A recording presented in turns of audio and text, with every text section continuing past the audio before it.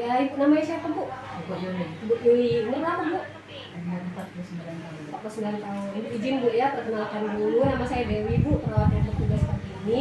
Kami minta waktunya ibu sekitar 5 menit mau kasih edukasi mengenai obat herbal ya bu ya. Setelah sakitnya. Izin bu ya. Jadi ibu pernah minum obat herbal yang kayak mana bu? Jamu-jamu tadi ya? Jamu-jamu sering minumnya bu? Tidak sering ya. Jadi kita mulai bu ya. Jadi pada dasarnya obat herbal itu bu, obat-obat yang alami kayak tadi, kayak jamu ya kan, kayak dari kunyit, dari jahe kan, dari jinten kan.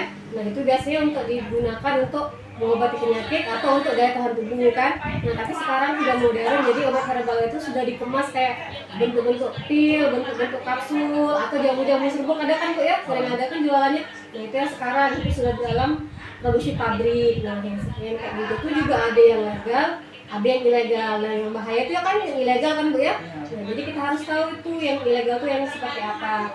Kalau yang ilegal itu biasanya bu ciri-cirinya satunya tidak punya izin BPOM. Jadi di kemasannya itu tidak tertulis nomor BPOM-nya berapa. Sering ada kan bu? Kalau misal kita beli-beli itu kan nomor izin BPOM sekian. Nah biasanya itu tidak ada kalau yang ilegal. Nah setelah itu tidak mencantumkan komposisi, maksudnya di kemasan herbal tadi tidak ditulis isinya apa aja kan, tidak ada misalnya jamu ini berisi jahe, kunyit atau obat-obat lain tidak ditulis di situ bu biasanya kalau yang ilegal ya. Kemudian diklaim bisa menyembuhkan berbagai penyakit. Nah ini misalnya kalau obat herbal itu sudah bilang misalnya bisa menyembuhkan sakit jantung, diabetes, hipertensi, penyakit stroke misalnya. Nah kalau sudah misalnya dalam satu obat bisa menyembuhkan berbagai penyakit itu sudah terdengar tidak masuk akal bu ya. Nah itu biasanya salah satu contoh yang obat yang ilegal. Kemudian dijual secara daring. Nah secara daring maksudnya secara online. Sekarang kan banyak bu ya jual obat herbal tuh di Facebook, dijual di Shopee bu ya, di TikTok. Nah itu kita harus waspada, takutnya yang dijual tadi obat yang ilegal. Nah yang bahaya tadi kan salah satunya kan dijual secara online. Nah, sama bu ciri-cirinya kayak yang kita juga temui di pasar atau di toko tuh kan tidak ada izin BPOM, terus tuh klaimnya berlebihan. Nah terus tidak ada lagi nama produsen yang memproduksi. Biasanya tidak ditulis itu PT apa, misalnya PT Angkasa, PT Berlian. Nah di kemasan obat yang ilegal tadi tidak ditulis itu biasanya bu. Nah, kemudian bentuk, warna, dan rasa yang mencurigakan. Nah, kalau misalnya obat tadi sudah misalnya warnanya terlalu terang, misalnya terlalu oranye, hijau, terlalu biru, itu takutnya itu yang dipakai warna untuk tekstil atau warna baju itu bu ada kan ya. Nah itu kan tidak boleh dikonsumsi. Nah makanya pewarna yang dipakai itu tadi apa perasa yang dipakai untuk obat herbal tadi itu yang tidak boleh dikonsumsi oleh manusia bu ya. Kemudian biasanya dikemas secara tidak profesional. Maksudnya tadi tuh yang tidak profesional tuh kemasannya kayak cuma bungkus-bungkus bening itu bu. Misal cuma kantong plastik kan, botol-botol bening tanpa merek kan, itu biasanya kalau yang kayak gitu ilegal ya bu ya. Kemudian dijual dengan testimoni palsu. Testimoni palsu ini biasanya sering kan yang dari WA itu kan bu, misalnya screenshotan. Obat ini bisa menyembuhkan ini dalam 3 bulan. Nah itu biasanya itu testimoni palsu itu bu, bukan yang asli ya. Kemudian dijual dengan harga murah. Nah kalau ilegal tuh biasanya tuh yang dijual harganya kayak di bawah 100.000, kadang cuma 20.000, 25.000. Itu sering kan bu di pasar-pasar itu kan bu obat yang bisa sembuhin sakit-sakit badan itu. Nah itu biasanya obat ilegal ya bu ya. Nah kemudian kenapa sih kita harus tahu agar bisa membedakan obat ilegal sama ilegal tadi? Takutnya tuh obat yang kita konsumsi yang ilegal tadi menyebabkan efek samping bu. Efek sampingnya itu yang berbahaya. Misalnya satu bisa menyebabkan kerusakan hati dan ginjal. Nah kalau obat ilegal tadi karena kandungan yang tidak kita ketahui tadi, nah takutnya kandungannya tadi bisa merusak hati dan ginjal. Itu yang sering kita lihat tuh kan, kalau misalnya orang minum obat herbal itu langsung bengkak-bengkak badannya bu. Nah biasanya itu ginjalnya sudah diserang oleh obat tadi ya kan. Nah kemudian gangguan pencernaan, mual, dan alergi. Nah ini juga bisa bu, kadang sudah habis minum obat itu langsung rasa mual, langsung rasa lemas, atau misalnya timbul merah-merah di kulitnya bu ya.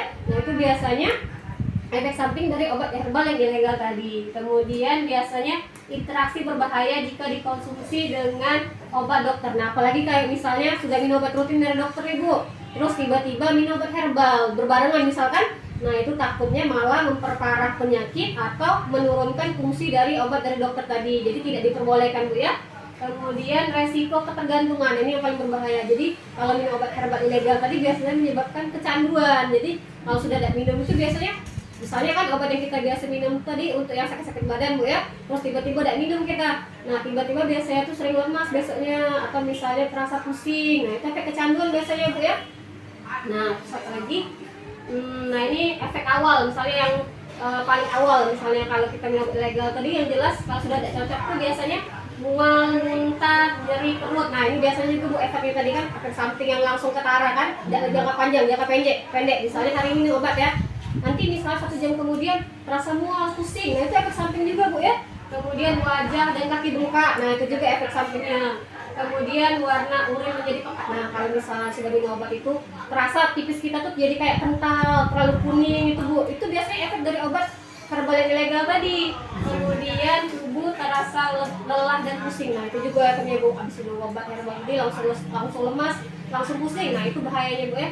Jadi kalau pada intinya sebenarnya boleh minum obat herbal Bu, tapi perhatikan dulu kemasannya, ada izin BPOM-nya, ada PP-nya, kemasannya.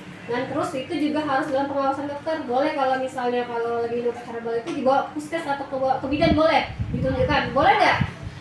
Dokter, aku minum obat ini. Nah boleh Bu kayak itu Bu. Nah, jadi kalau minum obat herbal tuh boleh sebenarnya. Tapi yang lebih bagus tuh beli yang di apotek ya Bu ya. Kalau sampai sini ada tanya Bu? Itu aku kan pernah ngalamin ya, dulu kan bukan obat herbal, obat baru. Obat baru? Ya kayak apa Bu? Jadi macam-macam bodrek itu kan banyak sekarang. Dulu kan bodrek itu kan cuma kok bodrek yang berat tuh. Jadi aku tuh udah lemah badan tuh. Anak ke bidan ya belum waktu anak ke bidan tuh mungkin masih sembuh tak pil warung kan. Nah jadi minumlah bodrek ekstra. Bodrek ekstra, tahu bodrek sakit kepala itu Bu ya? Nah, bodrek ekstra itu katanya itu untuk menghilangkan rasa nyeri kan. Jadi setelah minum, setengah jam setelah minum udah kamar manajer kompleks merah putih tembus nyaris 400.000 orang mata bengkak. Kalau itu Bu, jadi kayak ini Bu ya, kalau obat warung itu biasanya apalagi obat ekstra itu kalau nggak salah isinya itu parastamol 600 mg sama kafein itu Bu biasanya Bu. Nah paracetamol itu yang biasa juga dikasih dokter itu Bu, paling cuma 500 mg. Yang bagusnya ya biasanya itu kan. Nah di situ biasanya dosis 500 mg sama kafein. Nah kafein itu Bu yang dikhawatirkan tadi karena biasanya tidak semua orang cocok sama kafein. Semua rasa mual nggak habis minum itu. Nah itu biasa bisa jadi karena Ibu juga ada semacam bagaimana? Nah itu Bu. Kalau obat warung itu yang tidak kita khawatirkan tidak boleh kita minum secara bebas kayak itulah, karena tidak semua obat itu bisa cocok sama kita. Tadi dosisnya sudah tinggi, terus kandungan yang kita tidak paham tadi yang menyebabkan Ibu tidak cocok. Tadi mata bengkak, biasanya mual, agak lemes juga biasanya itu Bu. Nah karena Ibu tuh ada kafein tadi Bu, itu yang kalau asam lambung nggak bisa, agak berdebar tidak jantungnya. Nah iya itu Bu, karena efek kafein dan iya. Itu karena satu kafein biasanya Bu. Kafein kan kalau orang asam lambung nggak bisa minum jantungnya biasanya rasa agak berdebar, perut rasa mual, lemas itu. Nah itu juga nggak boleh sebenarnya obat warung itu. Bukan nggak boleh apa ya, misalnya karena kita tidak semua orang itu bisa cocok itu Bu. Karena tadi dosisnya sudah tinggi, sama kandungan obat yang kita nggak paham tadi kan tidak tanpa resep dokter kan. Jadi kita nggak tahu kan, kita nggak tahu riwayat penyakit kita, tiba-tiba minum obat itu malah menimbulkan efek samping. Itu termasuk efek samping itu Bu. Sudah mual, merasa mual tadi, jadi misalnya kan nggak usah minum itu lagi. Ibu waktu itu pernah mual, pusing banget ya? Ya pusing kan, Cak, masuk angin Cak itu. Nah biasanya kan aku antalgen ya. Antalgen, ya antalgen itu aku kan biasanya kalau sakit kepala itu kan sama Robi. Jadi anti sakit itu katanya dikasih antalgen. Antalgen itu AB, jadi ada bodrek. Jadi sebenarnya obat itu kan antalgen tuh ada nyeri Bu. Tapi sebenarnya kalau dikonsumsi tanpa resep dokter takut kayak itu Bu. Sudah biasa minum dosis sekian misalnya, nanti kelamaan terlalu sering diminum, nanti dosis yang sekian dosis aman sudah tidak mempan lagi. Jadi kita harus naik dosis, makanya kita harus kalau kita tidak boleh asal-asal minum. Jadi paling tidak mending ke dokter Bu atau ke perawat-perawat yang boleh gitu. Kalau bisa langsung minum tidak disarankan ya Bu, yang mending ke puskes saja ya. Apalagi mau tanya Bu? Ya kalau misalnya kan statusnya pegawai uang minum tapi tidak bisa yang obat sakit-sakit kaki, sakit-sakit badan itu sama. Oh, tiroksikan itu ya? Milox itu yang sering di pasar bukan? Banyak yang minum yang kayak itu. Nah itu kan katanya herbal, tapi isinya miloxican itu Bu. Isinya miloxican nggak usah diminum itu. Jadi itu kalau bisa kita sering minum ya Bu, itu poster-poster yang ada Bu. Jadi kalau sering minum itu lah sering kita bikin kaki kita bengkak Bu, kaki bengkak, itu sering lihat deh kalau kakinya bengkak, tangannya bengkak, sering minum itu. Kalau itu perbarui MSN Itu Ada banyak itu Bu, efek sampingnya tuh. Kita salah satunya itu kerusakan hati dan ginjal karena dia harus mengganti dokter. Dosisnya itu lumayan tinggi itu Bu, meloksikan itu. Apa? Jadi juga kadang itu pernah itu dokter bilang malah menyebabkan pengapuran di usah.